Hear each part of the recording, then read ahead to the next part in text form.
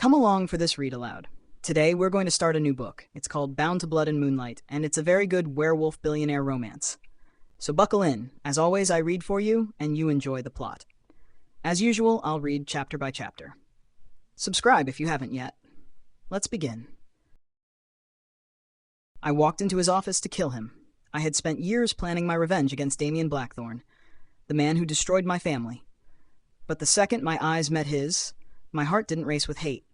It didn't scream. It didn't burn. It felt like it finally found where it belonged. He's supposed to be my enemy, the monster who killed my father and took everything from me. But the moment he looked at me, my soul recognized him as its mate.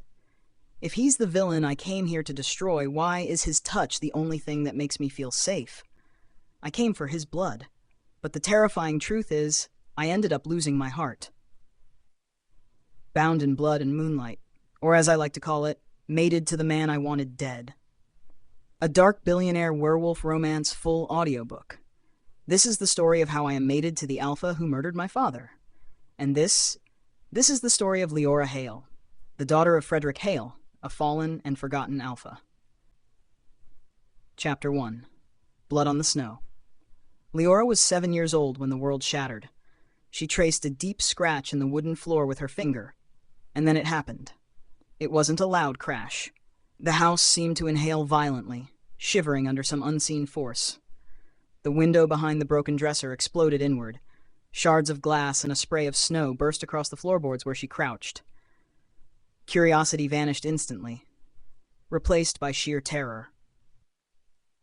She pressed her hands to her ears and flattened herself against the splintered wood. Cold winds stabbed through the room, carrying the sharp scent of the forest, and something else.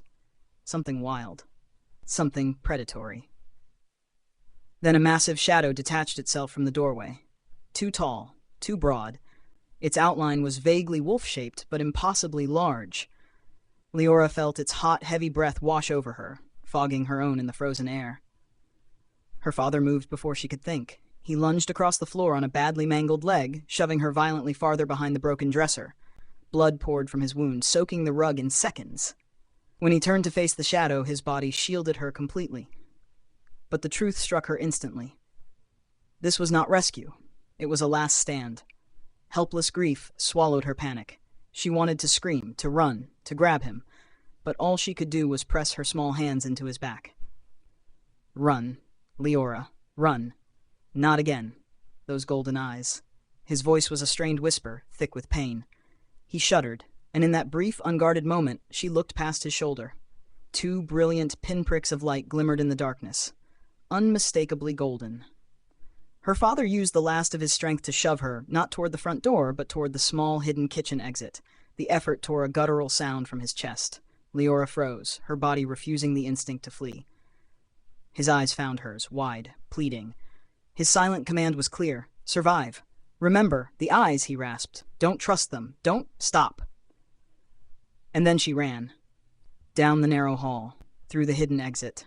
Loose snow crunched beneath her bare, freezing feet. Behind her, a horrifying scream tore through the house, muffled by the walls, but not silenced. Leora bolted upright in bed, a strangled gasp tearing from her throat. The golden eyes of the dream vanished. But her chest heaved, drenched in cold sweat. Her heart hammered, jagged, frantic. The apartment was silent, sterile, safe, or as safe as it would ever feel. Her hand trembled as it found the antique silver pendant resting at her chest. Her father's pendant.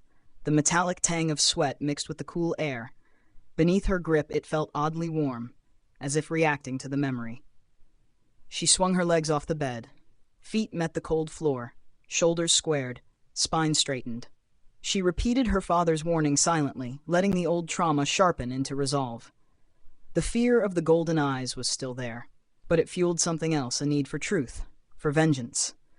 Today was the day she walked into their den. She clenched the pendant tightly, metal biting her palm. I'm coming for the truth. The envelope on her nightstand contained Marcus's instructions. She unfolded the crisp paper, scanning file names, dates, and project codes tied to the final year of her father's life.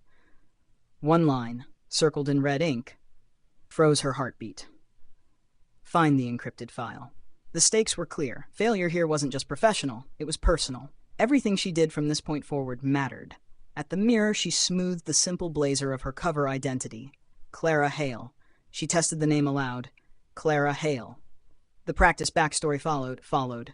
Junior analyst, city college degree, 1 year at a small firm, steady, believable, but brittle. Leora fought against Clara.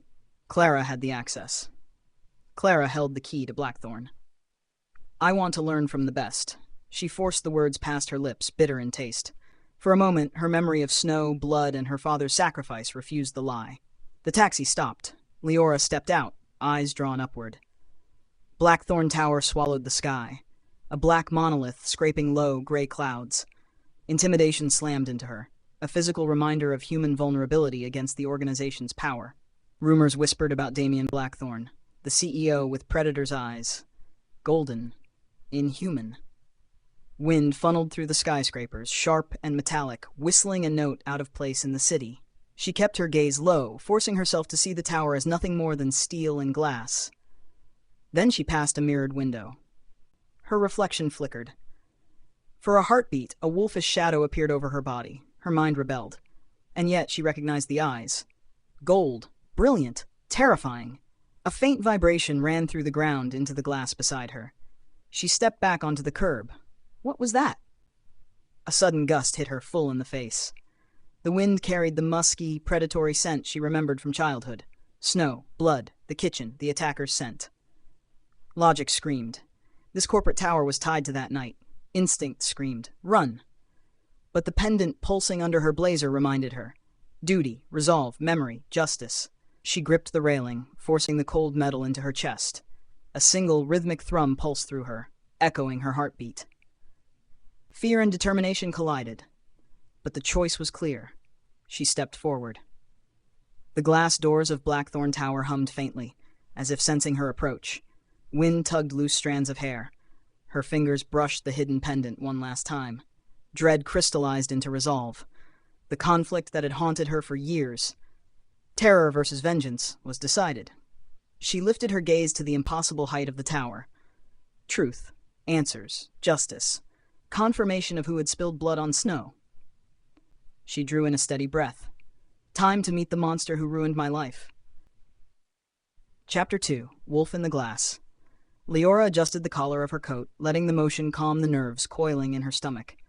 Cold wind cut across her cheeks, a final tether to the outside world. She forced herself forward, toward the towering glass doors, drawing slow, even breaths until the anxiety thinned into alert focus. Her mind repeated the warning. You cannot freeze. The height of the tower made it feel impossibly vast, almost predatory, especially as the morning sun hit the mirrored facade. In the dark reflection, she saw her own small figure moving toward the entrance, and for a split second, something flickered at the edge of the glass. A motion that didn't belong to her. She crossed the threshold and approached the security checkpoint. 2 men in dark, crisp suits manned a black marble counter. Leora extended her synthetic ID Clara Hale over the counter, trying to keep her posture composed. The quiet hum of the scanners made it impossible to calm her racing heartbeat. Her fingers trembled slightly as they released the card. The man on the right, broad and imposing, took it in hand. He didn't glance at the card itself. Instead, his gaze locked onto her. His pupils, unnaturally large for the bright lobby, seemed almost black. He moved subtly, sniffing the air, a motion so quick it could have been imagined. Leora's fear spiked, sudden and raw. He knows. I'm exposed.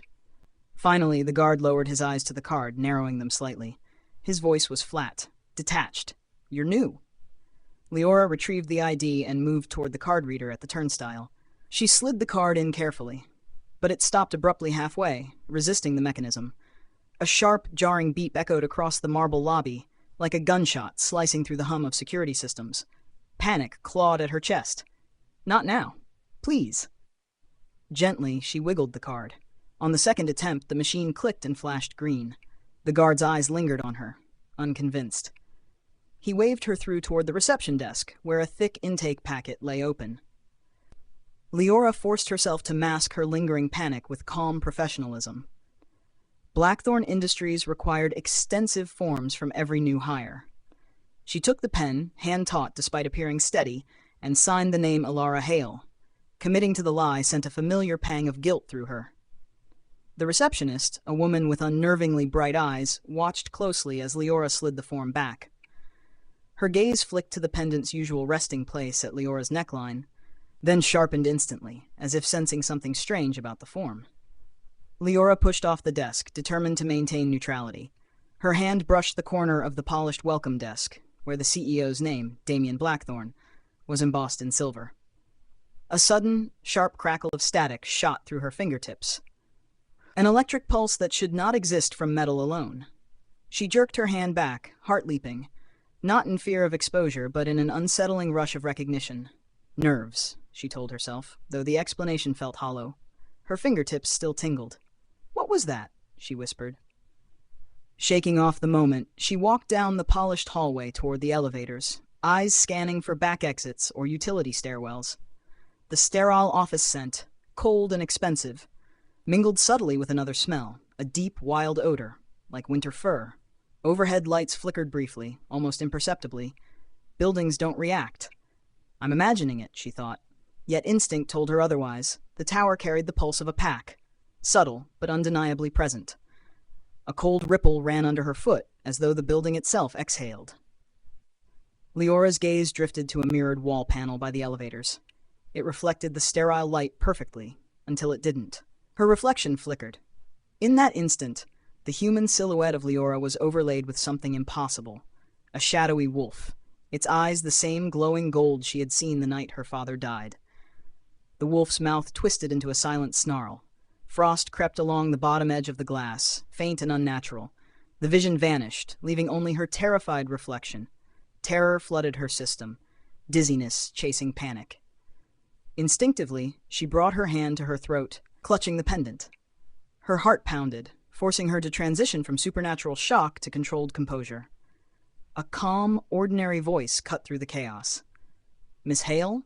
She flinched violently, pulse racing at a dead sprint. The voice belonged to an orientation leader, a woman in a simple gray dress, otherwise unremarkable. Leora plastered a professional smile onto her face, feeling it crack almost immediately at the edges. The woman, Harper, stepped closer, the marble's cold scent clinging to her path. She didn't wait for a response. "You're needed upstairs, now." Harper's sharp command sent Leora rushing forward, rounding the corner into the executive hallway without checking for obstacles. She collided forcefully with something solid and tall. The welcome folder in her hand flew into the air, scattering pages. Fake credentials, floor maps, like snow across the dark carpet.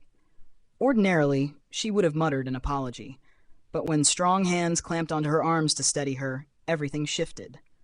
A wave of scorching heat radiated through her sleeve, burning against her skin. Her breath caught. Confusion and shock rooted her to the spot. The contact lingered just a fraction too long. The man withdrew, but the lingering warmth scorched her memory. She bent down to gather the scattered documents, and he moved to help. Their fingers brushed as they reached simultaneously for her ID sheet. This time, skin-to-skin contact sent a sharp, crackling surge up her arm, white-hot and electric, straight to the base of her throat. Leora gasped, caught between startled and breathless, feeling something both supernatural and undeniably resonant. Her heart surged. A strange pull tugged at her senses, and she dropped the file again. Lifting her gaze, she prepared to apologize, voice sharp and controlled. Instead, she met his eyes. Dark, impossibly deep brown. But at the center, a flash of gold ignited, quickly masked by the fluorescent light. The same unnatural color she had seen in her childhood trauma, the color of the wolf that haunted her memory. Shock reverberated through her, leaving her composure fragile. The overhead lights flickered once, sharp, stuttering. She instinctively stepped back, creating space between herself and the source of the heat. His initial commanding presence fractured. Damien straightened abruptly, moving away as if the contact had physically burned him. The retreat was urgent, desperate, far beyond what an accidental bump warranted. His face, rigid and carved, betrayed a silent struggle. He turned his head slightly, jaw clenched, releasing the breath he had been holding in a quick, controlled exhale. "I didn't mean to," he began, his low, rough voice cutting off mid-sentence. Even an apology seemed impossible under the intensity of what had just happened. Before Leora could react normally, Marcus stepped between them. His overpowering, sweet cologne cut through the air, clashing with the residual primal scent of Damien. Leora's wariness shifted immediately to Marcus, whose presence felt both protective and controlling. He smiled, but his eyes remained sharp, analyzing the tension between her and Damien. He rested a hand on Damien's shoulder. "Damien, this is our new intake, Alara Hale." "Miss Hale, this is Mr. Blackthorne," Marcus said, voice oddly reverent. Damien's gaze, still sharp, still conflicted, locked on Marcus. Leora noticed immediately. Marcus was probing, testing the interaction. Marcus gestured toward a large, dark oak door bearing Damien Blackthorne's engraved nameplate. He handed Leora a thin folder. As her fingers brushed the brass, an overwhelming surge of heat and energy shot through her hand, stronger than before. The metal seemed alive, pulsing beneath her fingertips.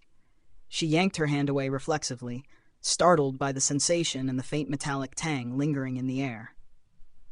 Damien forced himself to remain rigid, facing the wall, letting Marcus's hand drop away. Every muscle tensed, fists clenched, knuckles white against his suit. Confusion had given way to dread. He knew exactly what was happening, even if her identity remained unknown. His wolf, the primal, insistent part of him, screamed in his mind, "Mate!" Her heartbeat thundered, frantic, wild, louder than Marcus's voice, louder than the hum of the building. The intoxicating scent of her, wild, sharp, electric, assaulted him. He planted his feet, forcing himself not to turn, not to claim the irresistible pull. The wolf inside surged, nearly breaking his control. His vision blurred, the sterile white of the hallway twisting. Fingers twitched, elongating fractionally as the shift threatened to surface. Panic tightened around his throat. Not here. Not now. He slammed his back against the wall, bracing himself against the nameplate. The sudden solidity anchored him, a desperate attempt to fight the raw, supernatural urge. A low growl, involuntary and deep, vibrated in his chest, audible only to him. Leora maintained a composed facade, feigning interest in Marcus's patter while studying Damien out of the corner of her eye. The initial shock faded, replaced by cold, calculating suspicion. His stillness was unnatural, a taut coil of controlled energy. A subtle tremor in his right hand, brief, almost imperceptible, confirmed her instincts. The predator-like force in the room was real. "What are you?" the thought whispered, fleeting and fearful. Marcus exploited her distraction, placing a possessive hand on her elbow, guiding her further down the hall. His gesture felt controlling, stirring quiet resentment alongside her lingering suspicion. "Don't mind Blackthorne," Marcus murmured, conspiratorial. "He's intense. We need intense men in this line of work. You'll fit in well, though. You're strong, like he was." His grip pressed into her arm. Leora froze. "How does he know about my father?" Marcus fumbled the papers he carried. One folder slipped to the carpet, flipping open just enough for Leora to glimpse the header. Incident reports. Printed in bold black font was her father's full name. Her chest tightened. There was no time to question how or why. She masked her reaction instantly. Marcus snatched the file back, the papers rustling sharply, moving seamlessly into the orientation routine. He walked her past identical steel doors, rattling off names, clearance levels, security protocols. Overwhelmed, she narrowed her focus to a single point. Do not miss a detail. Her assignment lay 2 floors below in archival and containment research. As they passed a water cooler, Marcus raised his voice to repeat her name. "Leora, are you tracking all this?" Damien, still leaning against his office wall, turned sharply at her name. Leora felt it, a subtle, resonant vibration of tech beneath the floor, mirroring the tension in the air. At the elevator, Marcus leaned in close, voice dropping to something intimate. Leora stiffened. "About your father's file," he whispered, cold air brushing her ear. His eyes were hard. "You weren't supposed to see his name yet." Her breath caught, a sharp intake of air. The single word shattered her brittle composure, destabilizing the fragile control she had fought to maintain. Chapter 4. The collapse in his chest. Damien waited until Marcus and the new analyst disappeared around the corner before releasing the wall. His skin felt taut, his pulse hammered against his ribs. Crossing to the expansive, uncurtained office window, he caught his own reflection. Rigid, composed on the surface, fraying inside, he adjusted his tie, smoothed the silk with precise, deliberate movements, and tried to force neutrality onto a face that felt like fractured stone. The effort failed. What began as irritation, anger at his wolf for exposing itself, shifted into something worse, an uneasy awareness. Something in him was fundamentally unbalanced. The wolf surged again. A demanding heat pressed beneath his ribs, not for action, but for recognition. Beneath his polished shoes, the floor vibrated faintly. A deep, organic tremor, nothing like the building's technological hum. The low, animal rumble stirred a memory he refused to revisit, echoing from the night that fractured everything. The floor thrummed again, stronger, commanding his full attention. He crossed the office and stopped behind his steel desk. The internal tension surged, forcing his hand. He needed a distraction, an anchor.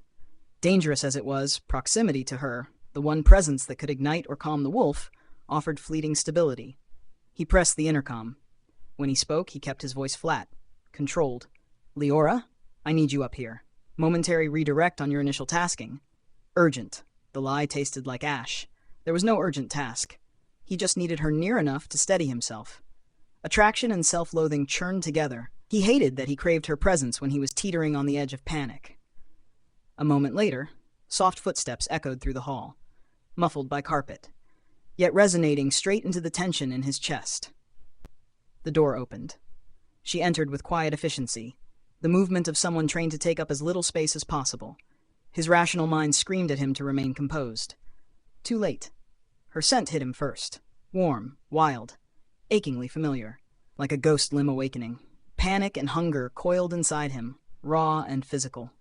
He anchored himself against the desk, knuckles biting into the polished wood as his inner wolf surged, threatening to break the surface. The strain blurred his peripheral vision. The overhead lights flickered, just briefly. Forcing his muscles to relax, he released the desk. He handed her a meaningless file. A finalized transfer manifest. "Check these routing codes," he said. "Flat. Rehearsed. I need confirmation they match the intake log." The lie burned. He hated that he had summoned her just to see her. Leora's eyes lifted from the folder. Sharp. Perceptive. They immediately caught what was wrong.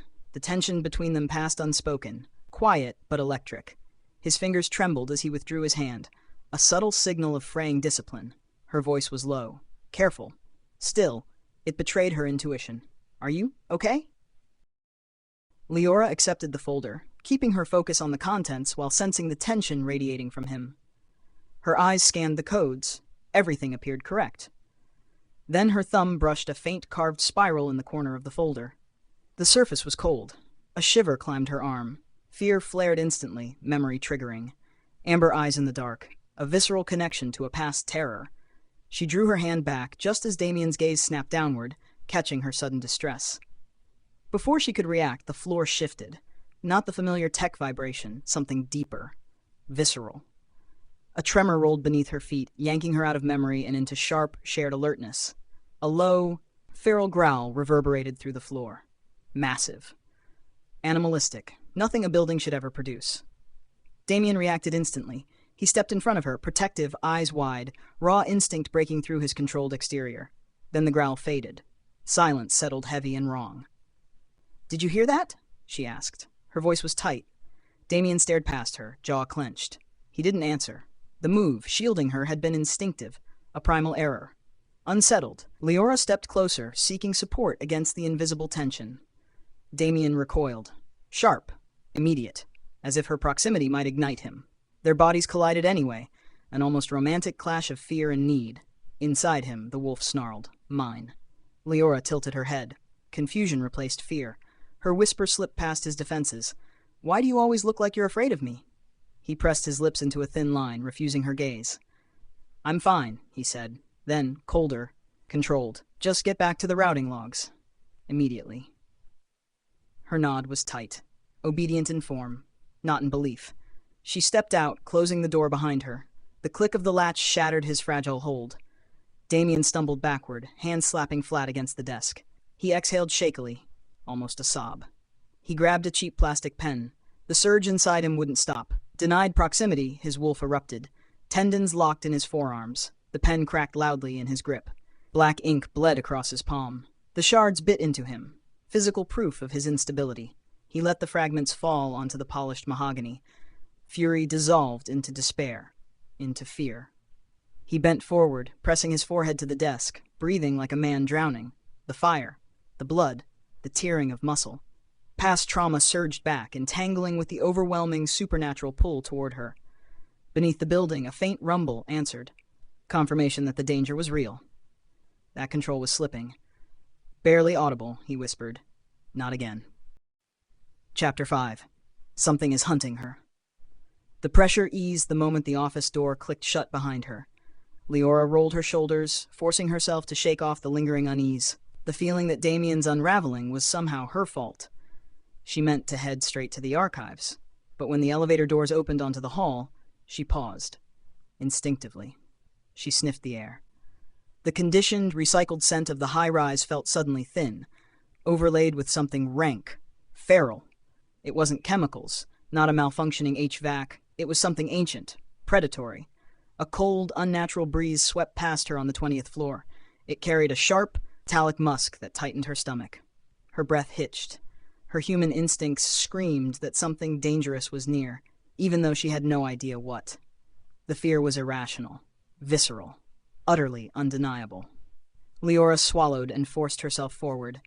Each step toward the records wing came faster, more urgent. Her mind narrowed into determined focus, even as primal terror crawled beneath her skin. She reached the secured archive room, swiped her card, and stepped inside. Ignoring the bank of monitors displaying corporate metrics, she accessed the database and typed her father's name. Her knuckles whitened as she waited. One file appeared. A single, heavily classified record tied to her father, complete with a proprietary security code. Relief surged, then vanished, replaced instantly by dread. The text on the screen blurred violently, flickering red as if being erased in real time. Pixelated glitches consumed the title, leaving only a blank screen. Then a stark warning, thick red letters, file corrupting, do not interfere.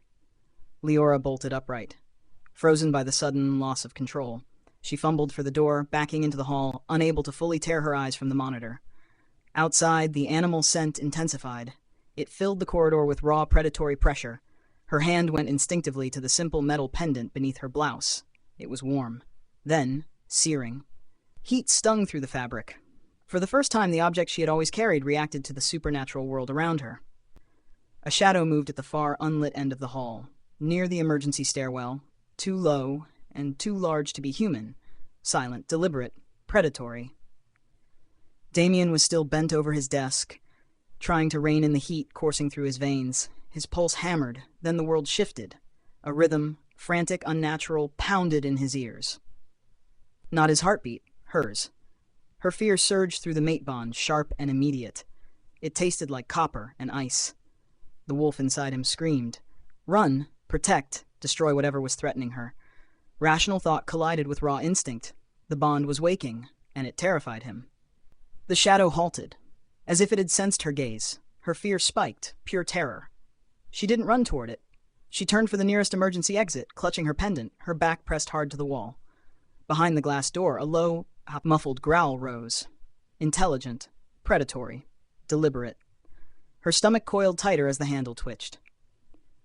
The wolf's surge ripped through Damien. Human restraint shattered. He gripped the desk until the polished wood groaned beneath his strength. Heat tore from his spine into his limbs. Rage and protectiveness merged, an animal imperative that left no room for control. In a fractured moment of clarity, he recognized the bond. His wolf wasn't reacting to him. It was reacting to her. Protect, mine. The door handle clicked. The predator was close enough to act. Her vision blurred. An impossible image flashed before her. Her father, tall, shadowed, holding the same pendant. It hovered, translucent, wavering, then faded. A whispered, urgent message lingered behind. Run. Shaking off the hallucination, Leora sprinted toward the elevator bank. Halfway there, an overwhelming vibration hit her. The sound wasn't external. It reverberated in her bones, deep, cavernous, male rage, pure, uncontrolled, and it spoke directly to her. Leora. The psychic shockwave tore through him. Damien fell to one knee, gasping as the bond pulsed violently. His wolf had spoken her name. Fated, impossible, undeniable.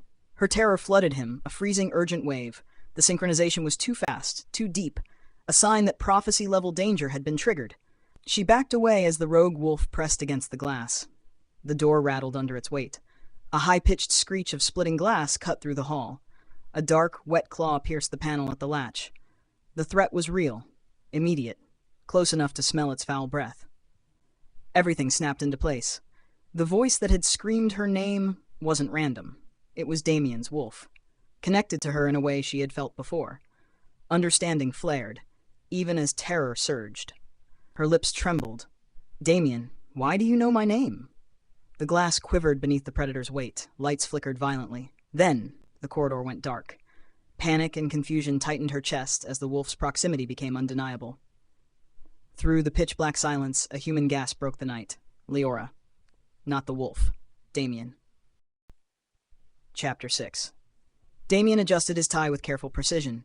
He breathed slowly, deliberately, trying to purge his lungs of ozone and feral musk. Leora was somewhere near the archive floor. He didn't need proof. His body knew. The skin beneath his collar felt perpetually tight, as if the air itself resisted him.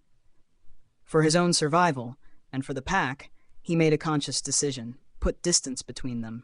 He turned sharply down a side corridor, lengthened his stride, forced his body away from her location through sheer will. The effort irritated him. The fact that a human woman and employee could influence his movement at all felt like a personal failure. He managed 3 determined steps. Then his left foot caught on the polished concrete. His stride broke. He stumbled with a muttered curse, barely catching himself, only for his feet to jerk backward as if yanked by an unseen force. This wasn't hesitation. It wasn't choice. Momentum surged violently in the opposite direction, dragging him toward her. The wolf locked onto her scent with brutal precision. A sharp, metallic taste flooded his mouth. Dread surged up his spine. His control faltered. The wolf rose, fast and hungry, beneath his ribs. Not again. I'm losing this. For the first time in years, the wolf spoke, not with dominance, with need. A fractured syllable echoed through his mind. Lie. Leora slipped through the slightly open security door and stepped into the dim archive room. She craved the quiet it promised. Her chest still felt bruised from the blackout, the disembodied voice, and Damien's terrifying silence afterward. The air inside was cooler, heavy with dust and aging paper, and instantly her pendant warmed against her skin. The smooth metal radiated steady heat, not painful, persistent. The sensation snapped her out of her haze and into sharp unease. Why does this room feel alive? The pendant had belonged to her father. It had only ever reacted when something unnatural was close. Now it pulsed softly against her sternum. Relentless, deliberate. She tried to draw in a steady breath, but it came out shallow, uneven. Panic crept in as she realized her breathing was changing on its own, falling into a rhythm she wasn't choosing. Deep inhale, ragged exhale. It wasn't hers. The cadence felt heavy. Close. Her pendant pulsed again, unmistakably synchronized with someone approaching from a distance. The invisible tether in Damien's gut tightened into something painful. The pressure around him thickened, like the air before a storm. Charged, unstable. His vision blurred faintly with gold. He spun and braced his shoulder against the nearest wall. Planted his feet wide, forced his human weight against the pull. The effort was humiliating. His alpha instincts buckled beneath the magnetic force drawing him toward her. Then fear struck. Sharp, electric. Not his. Hers. The sensation slammed into him without warning. A sudden spike of panic that didn't belong to his body, but flooded it anyway. He sucked in a breath, the sound tearing low from his chest. She was afraid. At a distance. The vulnerability hit him like exposed flesh. He growled under his breath, hating that he could feel her so clearly. The vibration under his skin was no longer background noise. It was a countdown. The floor shifted beneath her feet. Not a quake, just enough instability to make the solid concrete feel briefly unanchored. A low hum vibrated upward through her soles and into her spine. Disorienting. Wrong. She threw out a hand and gripped the metal archive shelf. Her fingers bit into the cold edge. Am I losing my mind? When she opened her eyes again, the air itself looked distorted.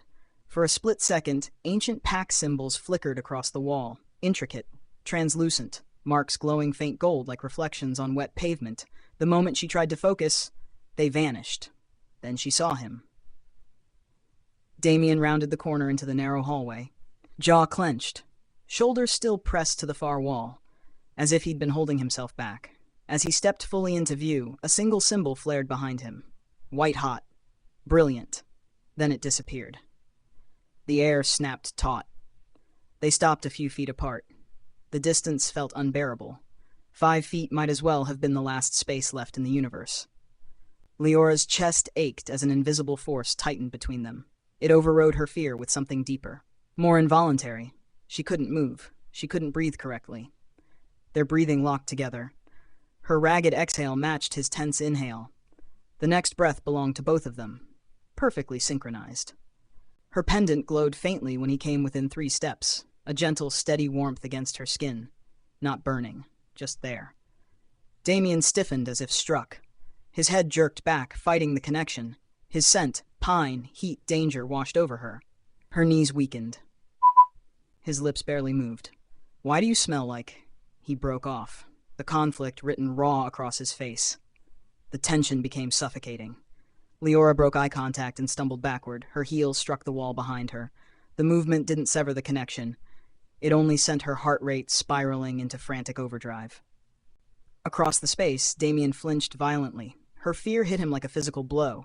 His body convulsed as pure instinct overrode denial. His eyes flashed gold for half a second. Lethal.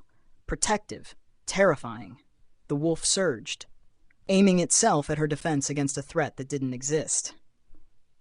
The instinct to protect collided violently with the command to run. He chose duty. He chose the pack. He chose the warnings of the elders. Damien stepped back sharply.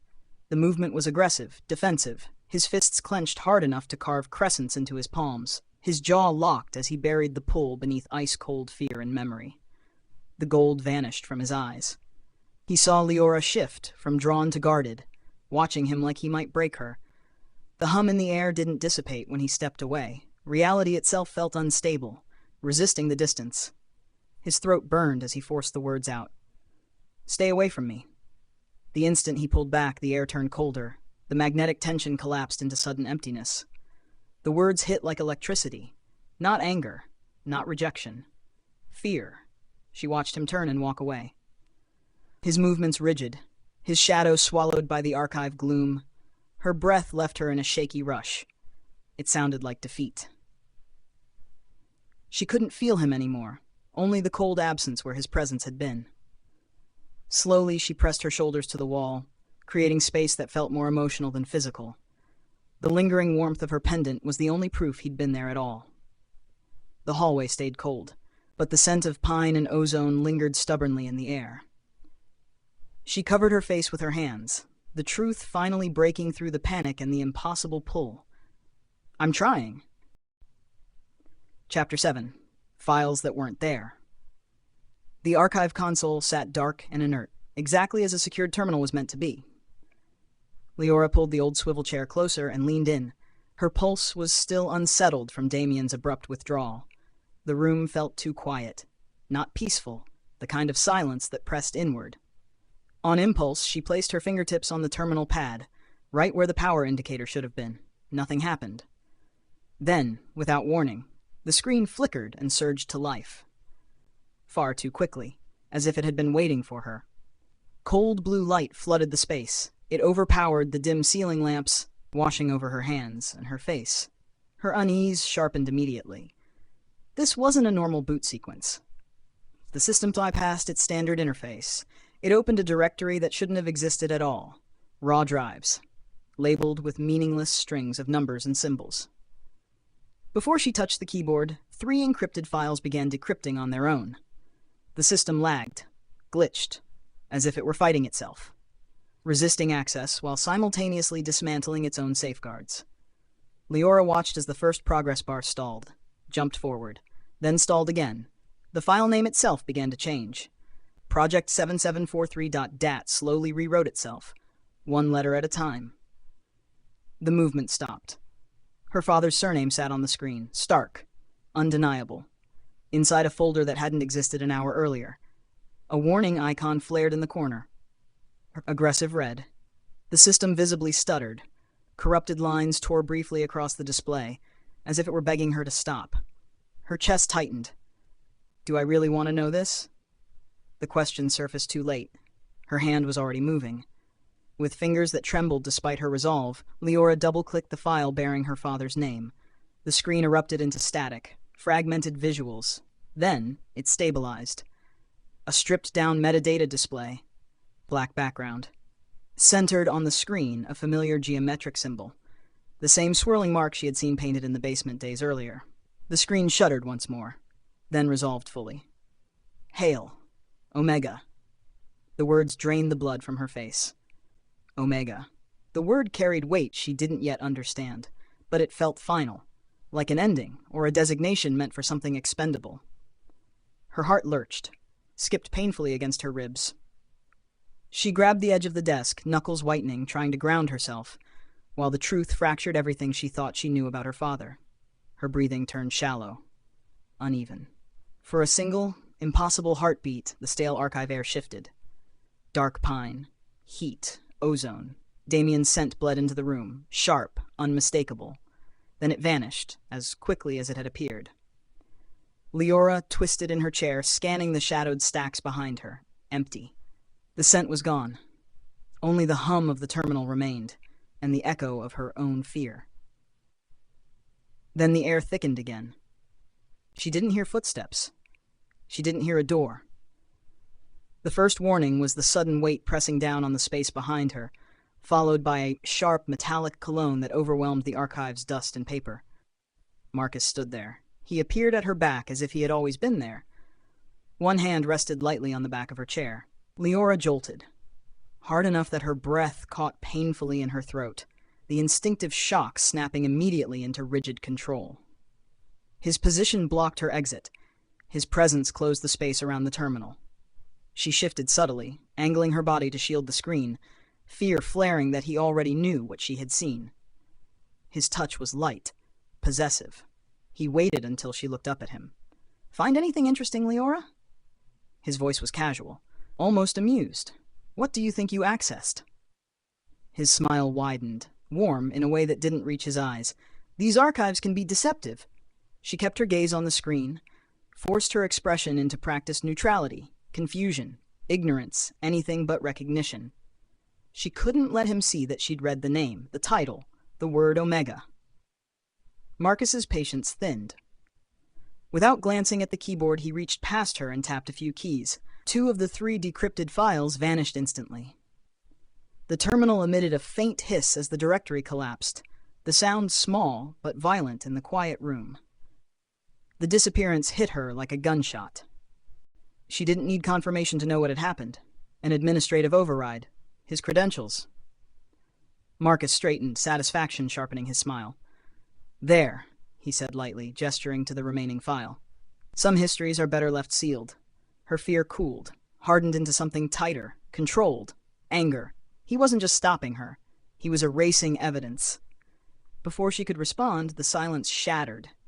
The sound didn't exist in the room. It detonated inside her head. A child screaming, high, desperate, raw. The echo ricocheted through her skull, carrying the scent of burning wood and rain. Leora gasped, clutching at her temples as the sensation overwhelmed her. She couldn't breathe.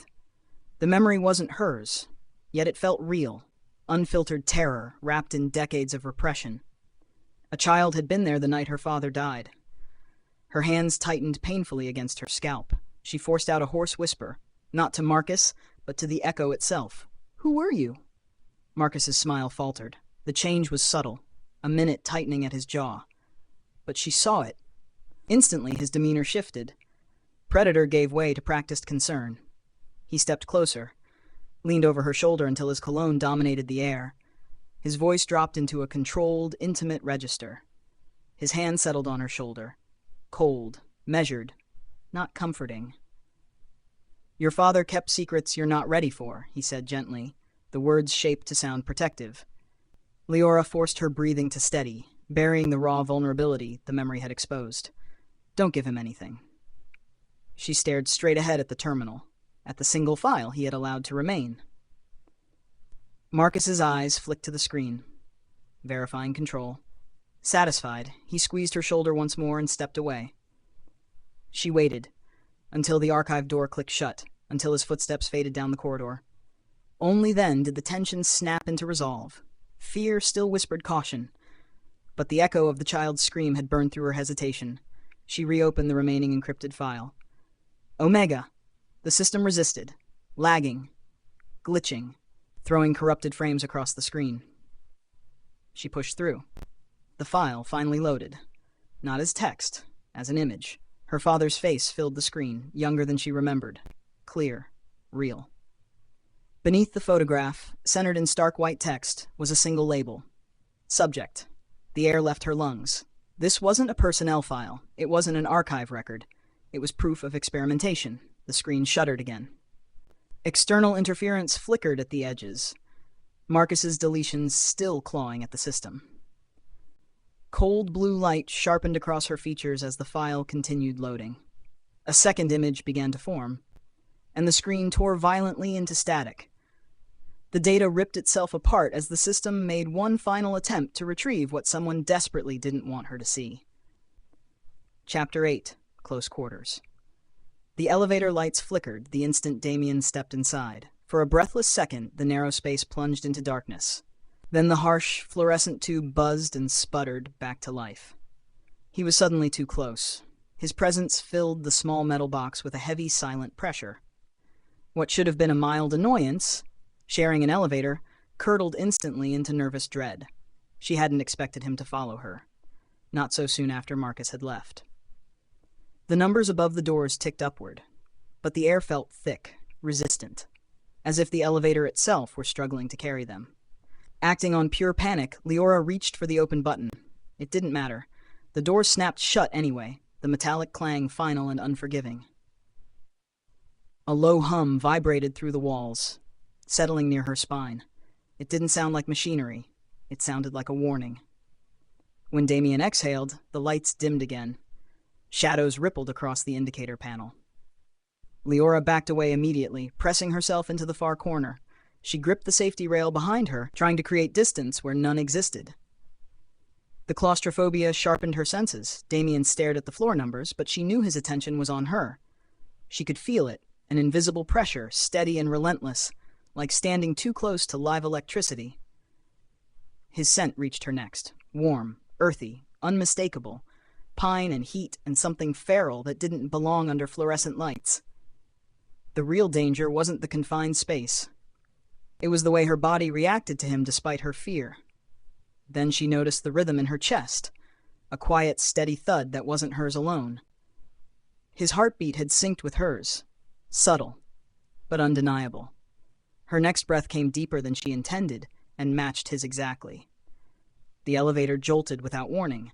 The sudden movement threw her off balance. She stumbled, throwing out an arm to catch herself against the cold wall, but Damien moved faster. His arm shot out at the same time, and their fingers collided. The contact was instantaneous, violent. A sharp electric jolt snapped through her hand. She yanked it back as if burned. Panic exploded through her, static, blinding. For a split second, she could have sworn faint sparks crawled up her arm where they'd touched. Whatever this was, it wasn't normal. Some invisible force seemed to tighten between them, dragging them closer with every shared breath. Her voice came out barely above a whisper, swallowed by the groan of the elevator. "Why does it feel like that?" Damien flinched. But he didn't look at her. His gaze stayed locked on the scratched steel of the control panel, his jaw clenched tight. She heard him mutter something under his breath. Low, rough, almost lost beneath the hum of the machinery. "Not now. Hold it together." It didn't sound like he was talking to her. It sounded like he was arguing with himself, or something inside him. Her panic eased slightly, replaced by a sharp, unsettling curiosity. The air around him felt charged, dense with restrained power. He was actively holding something back, something that had surged the moment they touched. She ignored every instinct telling her to stay quiet. "Who are you talking to?" He didn't answer. He only shook his head once, tight, controlled. Then the elevator ground to a sudden halt between floors. The fluorescent light flickered violently and went out. Darkness swallowed the car. Only the emergency strip near the floor remained, and the control panel's angry red glow. Leora reached for the emergency button. The instant her fingers brushed the worn plastic, the panel shorted out. Sparks spat from the ceiling. The smell of burning metal filled the air. The lights strobed wildly, then died again. This wasn't a simple malfunction, it was sabotage. The elevator itself was rejecting them. Her touch, combined with his presence, had overloaded the system. Damien said nothing. The silence was louder than the sparks. She stepped back from the ruined panel, and then the truth settled in. Cold. Precise. The machinery had done what Damien couldn't. It had shut them down. Her panic should have escalated, but instead, everything narrowed to him. Damien was braced against the far wall, shoulders hunched, hands flattened against the metal. His muscles were rigid, his body trembling, not from fear of the situation, but from something internal, something barely contained. The fear on his face was sharper than her own. Without thinking, driven by a sudden instinct she couldn't explain, Leora reached for him. Her fingers closed around his forearm. The effect was immediate. His trembling stopped. The static charge in the air vanished, replaced by a strange, focused calm. Damien released a ragged breath, silent, shaky. He turned toward her, eyes wide with shock, torn between relief and terror. Heat radiated from his skin, grounding, almost comforting. The elevator stilled completely. Her touch shut everything down. The moment her hand closed around Damien's arm, the chaos inside him collapsed into silence. The shaking stopped. The roaring pressure beneath his skin flattened into an aching void. Control. He needed to seize it. But something had shifted. This wasn't discipline holding him together anymore. It was restraint cracking. His wolf pressed forward, utterly still, utterly present. His body leaned into her touch without permission. He slammed his palm against the wall, pushed into the cold steel, trying to anchor himself. The wolf had never reached for anyone before. "Stay back," he warned. His voice was rough, barely human. The words were useless. She was already touching him. He turned, despite himself, and met her eyes.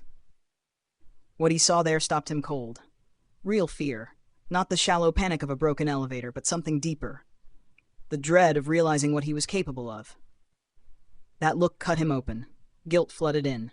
Heavy. Suffocating. This was the truth of it.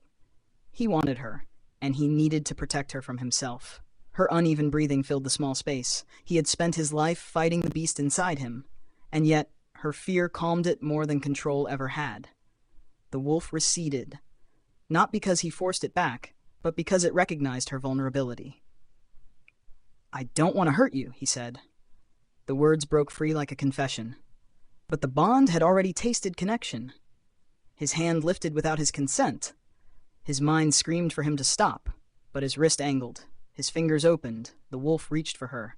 He barely grazed her wrist, and inside his skull the wolf sighed. Deep. Satisfied. The volatile energy in the elevator settled further, responding to their closeness.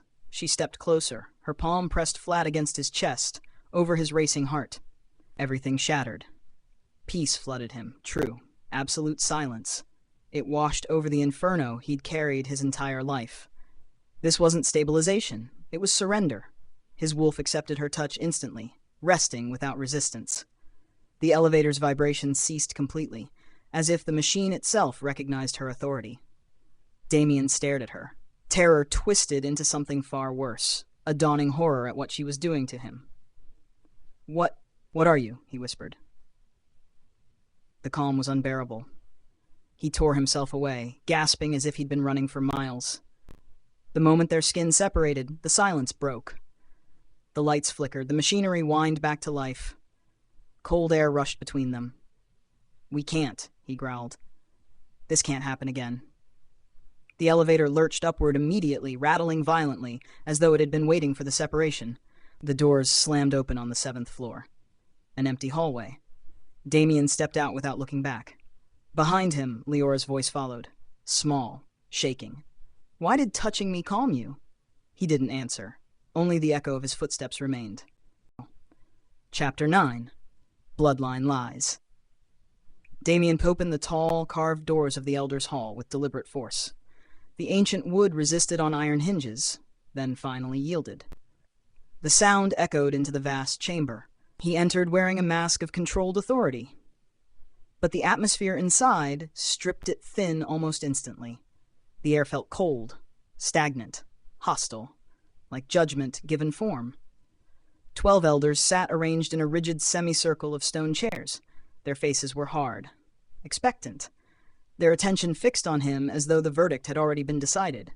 Damien's shoulders tightened as unease crept through his composure. The conflict was already active. This was not a discussion. This was an accusation. Cold drafts slid along the stone floor. They brushed the back of his neck, carrying the physical sensation of disapproval. He walked toward the center of the hall at an unhurried pace, refusing to show urgency or weakness. As he passed the last chair on the right, an elder murmured something under his breath. Sharp, brittle, not meant for Damien to hear. The hall felt less like a place of governance and more like a waiting ground for execution. Before Damien reached the empty space reserved for him, Marcus stepped out of the semicircle. Marcus extended a hand in greeting, his expression polite, composed. Damien stopped 3 full paces away. He ignored the gesture entirely. The forced civility only sharpened Damien's suspicion. Marcus was too relaxed, too confident. His tailored suit and crisp cologne cut through the dusty air of the hall, like a deliberate insult. The elders observed without reaction. Damien knew this hearing existed because of Marcus.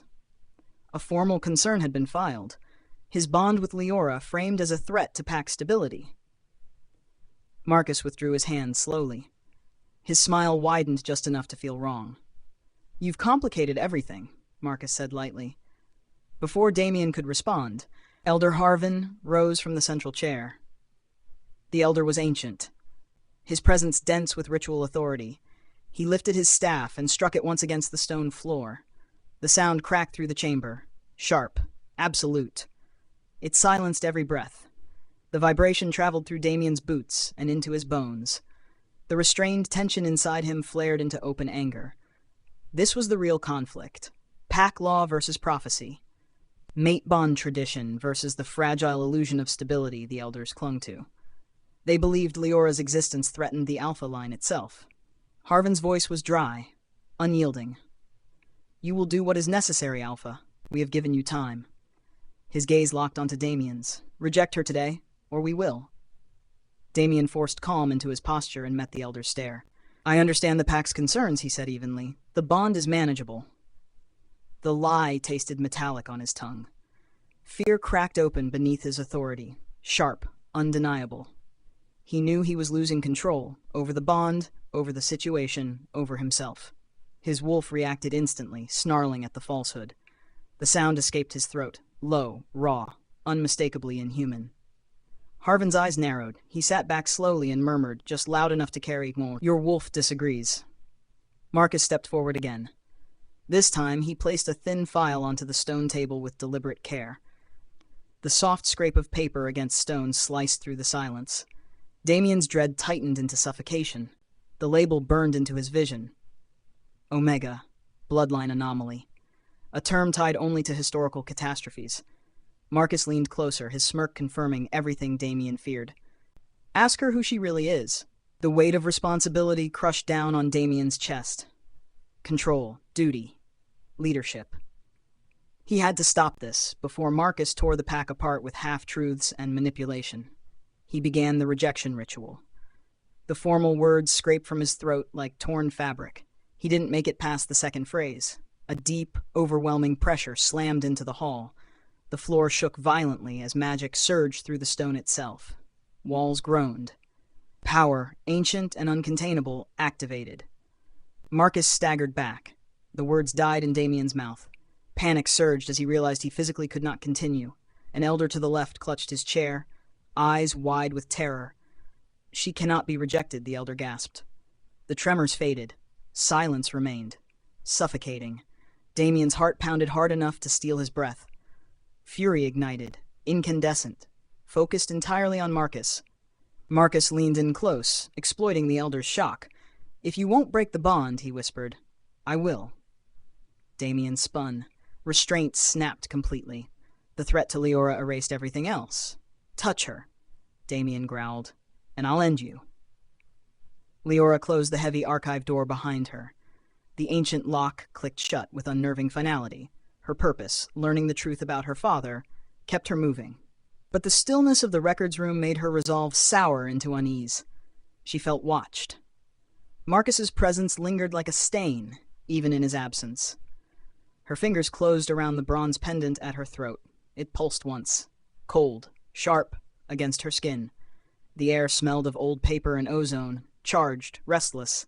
Somewhere deeper between the shelves, something buzzed faintly.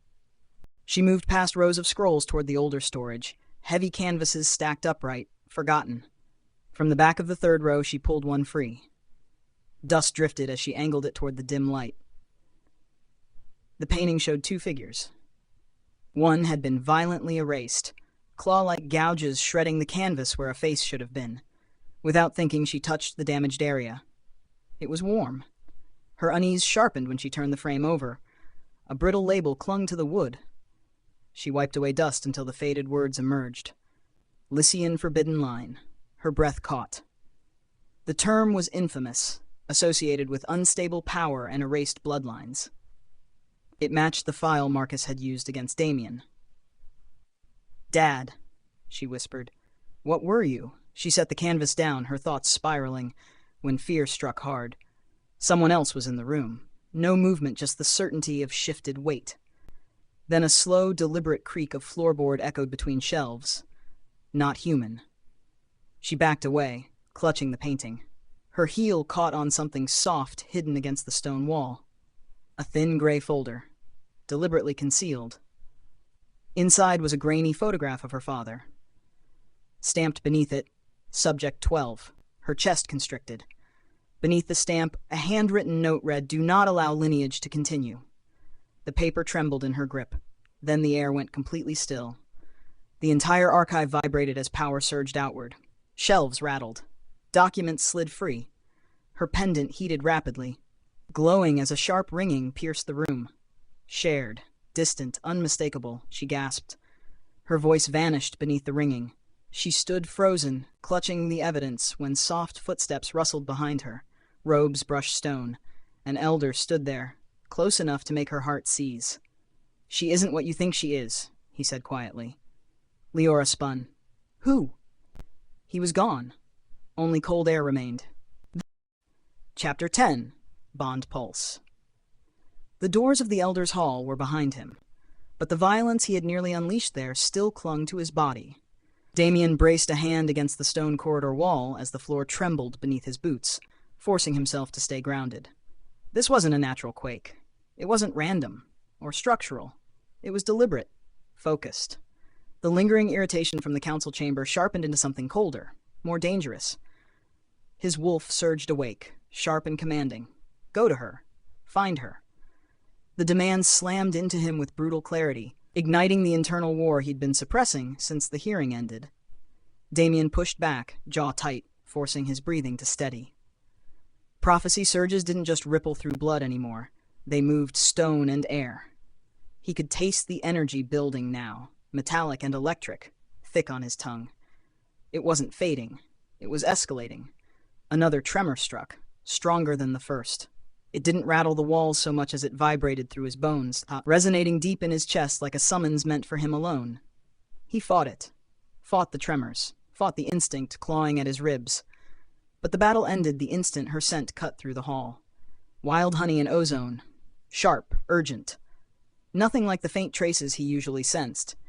This was raw, amplified, stripped of restraint. Her scent intensified during prophecy flares, guiding his wolf with terrifying precision, like a beacon it could not ignore.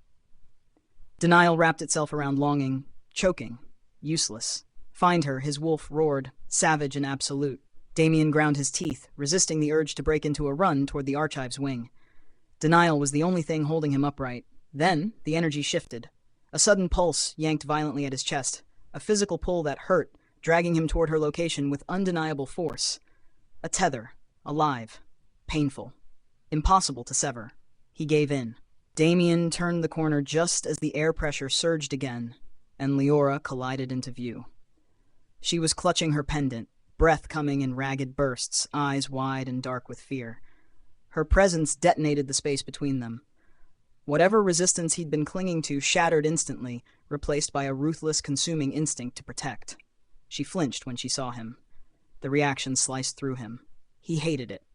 Her fear was unmistakable. But the real danger was the pendant. It was burning, radiating light far too bright to be safe. When he took a single step toward her, the glow intensified immediately, reflecting in her eyes like a warning flare. The air compressed, thick and hot. Loose papers tore free from nearby shelves, spinning violently into a swirling vortex around them. The surge was unstable, uncontrolled. Leora's confusion tipped into panic as the storm built, while Damien's denial collapsed into sharp alarm. "Don't move," he ordered, lifting a hand instinctively. "Stay exactly where you are." She backed away instead, driven by fear, and the reaction worsened instantly. The air crackled. Overhead lights flickered and buzzed, straining under the sudden power drain. Inside him, his wolf was no longer commanding. It was pleading. "Mate." Her panic made her unsteady. Damien moved without thinking, knowing the proximity was dangerous but unable to let her fall. He stepped in, caging her between his arm and the wall, blocking her retreat to keep her upright. Fear flared in her eyes. But the closeness triggered something else. A low, electric hum filled the space between them, intimate and unwanted. She shoved against him instinctively. His wolf snarled in response, a deep, guttural sound he barely managed to contain. Near contact made the pressure spike violently. Heat flared where their bodies almost touched. Before he could demand answers, her pendant erupted. White light exploded between their chests. The flare blinded him, burning through his vision with raw force. When it faded, his eyes stung, spots dancing in the aftermath. He ignored the static heat at her shoulder and focused on the threat she represented. "What did you do?" he demanded, voice low and edged with a fear he didn't want to name. He caught her wrist, firm, controlled, not cruel. Leora's head snapped up, fear sharpening into defiance. "I don't even know what this is," she shot back, twisting against his grip. He saw it immediately, the truth.